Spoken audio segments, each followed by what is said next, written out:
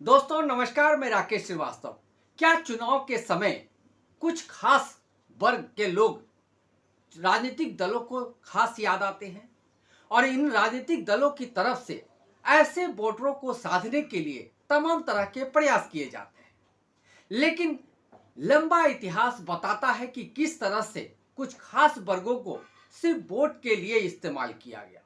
उनके उत्थान की बात हो या उनके विकास की बात हो या उनके सुरक्षा की बात हो या उनके संवर्धन की बात हो, हर जगह राजनीतिक दलों की तरफ से उनके साथ जिस तरह का दोयम दर्जे का बर्ताव किया गया वो उसका लंबा इतिहास रहा है। और उसकी जो स्थिति है और उस समाज की जो स्थिति है, इससे ये पता चलता है कि किस तरह से उनका इस्तेमाल किया गया है।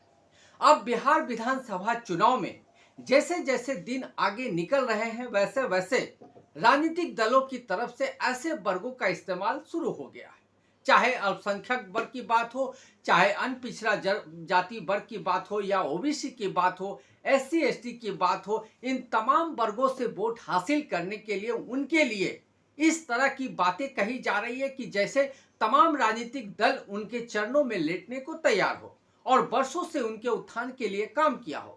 लेकिन इसी देश में दलित, आदिवासी, मुस्लिम समाज के साथ जिस तरह का दोयम दर्जे का बर्ताव हो रहा है और जिस तरह की बातें बड़े बड़े राजनीतिक दलों के नेता मंच से खड़े होकर करते हैं, उन बातों को ऐसा लगता है कि भुला दिया जाता है। अब नीतीश कुमार को मुस्लिम वोट की चिंता सताने लगी है। दरअसल नीतीश कुमार ने अपने ट्विटर यानी एक्स पर एक पोस्ट डाला है और उस पोस्ट पर एक लेटर साझा किया है। हिंदी में लिखा हुआ एक लेटर, लंबा चौड़ा लेटर है जिसमें मुस्लिम समुदाय से चुनाव में सहयोग करने की अपील की गई है। ये वही नीतीश कुमार है जिनके गठबंधन के नेता यानी भारतीय जनता पार्टी के तमाम नेता ये कहते नहीं फिरते हैं कि उन्हें मुस्लिमों का वोट नहीं चाहिए।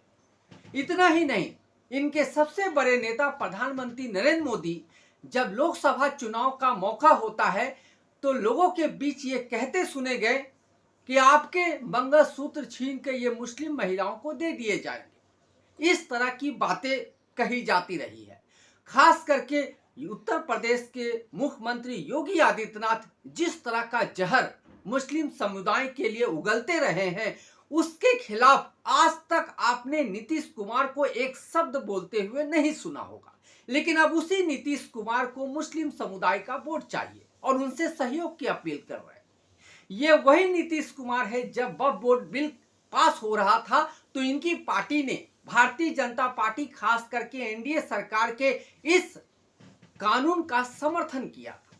उसके अलावा चिराग पासवान ने भी खुलकर इसका समर्थन किया था। इसी समाज में गिरिराज सिंह हो या तमाम जो भारतीय जनता पार्टी के नेता मौके मौके पर मुस्लिम समुदाय के खिलाफ खुलकर बयानबाजी करते हैं। चाहे महाराष्ट्र में नीतीश राणे की बात हो या बिहार में गिरिराज सिंह जैसे नेता की बात हो या आप दूसरे तमाम जो नेता हो, ये छोटे नेताओं की ही बात नहीं है। योगी आदित्यनाथ और प्रधानमंत्री नरेंद्र मोदी, इसके अलावा अमित शाह भी जैसे नेता भी लगातार बयानबाजी करते हैं। अब उसी गठबंधन में रहते हुए नीतीश कुमार को मुस्लिम समुदाय का वोट चाहिए। तो सवाल उठता है कि अचानक से नीतीश कुमार को मुस्लिम वोट की चिंता क्यों सताने लगी। तो दरअसल इसके पीछे की कहानी यह है कि महागठबंधन ने अपने जो सीएम फेस की घोषणा कर दी है तेजस्वी यादव के तौर पर। इसके अलावा उन्होंने एक डिप्टी सीएम के तौर पे मुकेश सहनी का नाम घोषित किया है। इसके अलावा उनकी ही पार्टी के कई नेताओं ने अलग अलग मंच से इस बात का जिक्र किया है कि 2 और डिप्टी सीएम की घोषणा की जाएगी, जिनमें से एक दलित समाज से होगा और एक मुस्लिम समाज से होगा। दरअसल पेच यहीं फंस गया। महागठबंधन की तरफ से जैसे ही मुस्लिम डिप्टी सीएम की चर्चा की गई, एनडीए में हड़कंप मच गया है, क्योंकि एनडीए ने अब तक अपना सीएम पद का उम्मीदवार ही घोषित नहीं किया है। डिप्टी सीएम की तो बात ही छोड़ दीजिए। ऐसे में सबसे बड़ी चिंता एनडीए की यह हो गई है कि अगर उन्होंने मुस्लिम समुदाय के लिए डिप्टी सीएम का पद खाली कर दिया है या उनके लिए पद बना दिया है, तो फिर एनडीए के साथ जो मुस्लिम समुदाय अब तक नीतीश कुमार, चिराग पासवान के साथ जुड़ा रहा, क्या वो मुस्लिम मतदाता वोट करेंगे, और अगर वोट नहीं करेंगे तो ये सारे के सारे वोट कहां जाएंगे, ये चिंता सताने लगी। और इसी चिंता की वजह से दिल्ली दरबार से एक आदेश आता है, और ये आदेश आता है गलत नैरेटिव सेट करने का। अब दरअसल समझिए क्या हुआ। दरअसल दिल्ली दरबार से एक मैसेज आता है, और मैसेज ये दिया जाता है कि मुस्लिमों का दोहन करने, मुस्लिम का वोट हासिल करने या मुस्लिम के विकास में बाधा बनने के लिए महागठबंधन को दोषी ठहराया जाए। और इसी नैरेटिव को फैलाने के लिए पहले शाहनवाज हुसैन सामने आए, उसके बाद चिराग पासवान सामने आए, उसके बाद मनोज तिवारी सामने आए। इन सारे के बयानों को अगर आपने सुन लिया तो आपको लगेगा कि कहीं से ये स्क्रिप्ट तैयार करके भेजी गई है, और ये सारे के सारे नेता मीडिया के सामने आकर ये स्क्रिप्ट पढ़ रहे हैं। इन स्क्रिप्ट में ये साफ तौर पे कहा जा रहा है कि मुस्लिम समुदाय को सिर्फ वोट बैंक के तौर पे महागठबंधन लेती रही है, जबकि एनडीए ने मुस्लिम समुदाय का सही विकास किया है। एनडीए ने अपनी जितनी भी योजनाएं हैं उसमें भेदभाव नहीं किया है, सबका साथ सबका विकास किया है। और इन तमाम बातों को करते हुए मुस्लिम जो वोटर्स है उन्हें महागठबंधन से दूर रहने, उनसे डर कर रहने की बात कही है। खास करके महागठबंधन पे यह आरोप लगाया जा रहा है कि वो मुस्लिम समुदाय को डरा धमका रही है।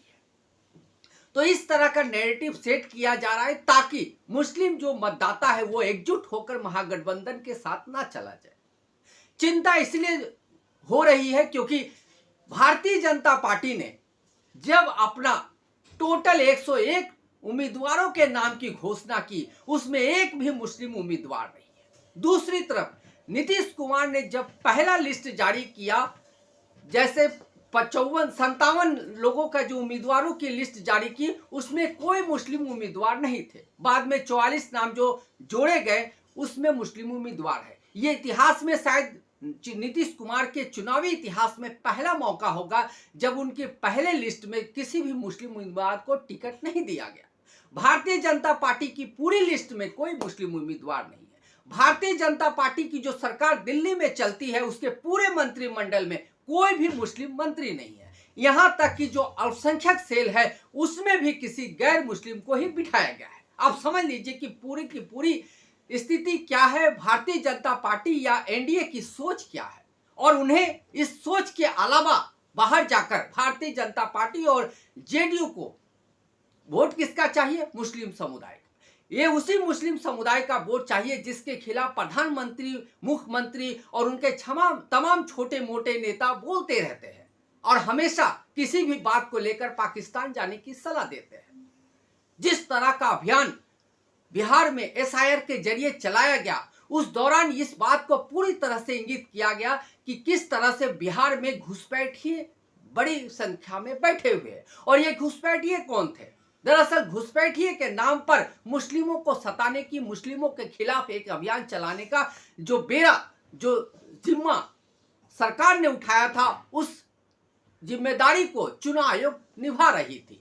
लेकिन इस पूरे अभियान के दौरान बड़ी संख्या में जब अल्पसंख्यक नहीं मिले, जब घुसपैठिए नहीं मिले, तो इस बात को वहीं रोक दिया गया। लेकिन अब जेडीयू की तरफ से यानी नीतीश कुमार ने एक लेटर जारी करके मुस्लिम समुदाय से सहयोग करने की अपील की है। आखिर नीतीश कुमार किस वजह से और किस नाते मुस्लिम समुदाय से सहयोग की मांग कर रहे हैं? वो उसी भारतीय जनता पार्टी के साथ सरकार में शामिल है जिसने वक्फ बोर्ड बिल को पास किया। ये उसी भारतीय जनता पार्टी के सरकार में शामिल है जिनके नेता लगातार मुस्लिमों के खिलाफ आग उगलते रहते हैं।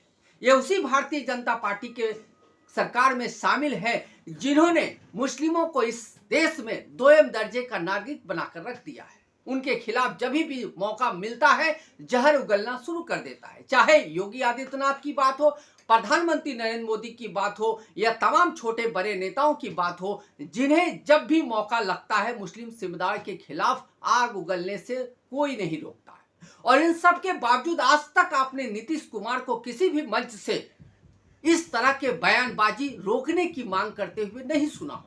वो प्रधानमंत्री के साथ मंच पे हंसते, खिलखिलाते, गले मिलते, हाथ मिलाते नजर आते हैं, लेकिन कभी भी आपने मंच से प्रधानमंत्री नरेंद्र मोदी और उनके मंत्रिमंडल को सलाह देते नजर नहीं आए कि मुस्लिम समुदाय के खिलाफ इस तरह की बयानबाजी सही नहीं है। आपको तमाम तरह के नेता ऐसे मिल जाएंगे विपक्ष में जो हमेशा नरेंद्र मोदी की सरकार के खिलाफ इस तरह की बयानबाजी को लेकर सवाल किए जाते हैं, लेकिन नीतीश कुमार, चिराग पासवान, जीतन राम मांझी जैसे नेता जिनके वोट बैंक में मुस्लिम समुदाय के वोटर्स भी जुड़े हैं, उन्होंने कभी इसकी खिलाफत नहीं की। अब ऐसे समय में जब चुनाव अपने चरम पे है और महागठबंधन ने एक मुस्लिम व्यक्ति को डिप्टी सीएम के तौर पे प्रोजेक्ट करने की बात की है, एनडीए में खलबली मच गई है। उन्हें ऐसा लग रहा है कि यह बड़ा दांव उनके लिए मुसीबत भरा साबित हो सकता है। अब इसलिए नीतीश कुमार ने एक लेटर जारी करके मुस्लिम समुदाय से सहयोग की अपील की है।